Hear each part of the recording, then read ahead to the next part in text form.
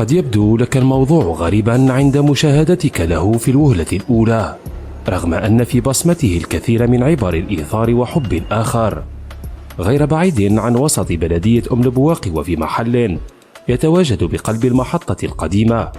يطل عليك فواز حاملا عجينة البيتزا بصلصة الطماطم خاصتها لتغوص في أجواء الفرن الساخن، ولتجزأ إلى أجزاء متساوية، ولتباع ب5 دنانير فقط للقطعة الواحدة.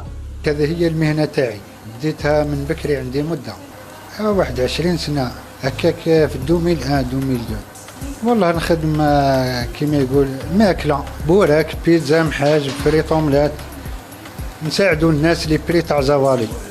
كي بديتها ب500 بقات ب500 والله سر القناعة برك، بركة في القليل.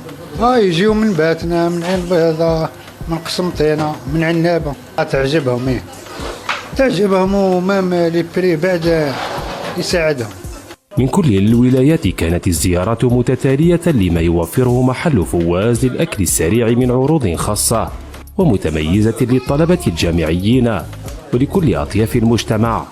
فالأسعار هنا لم تتأثر بزيادات المواد الغذائية، والبركة في القليل شعار العاملين هنا.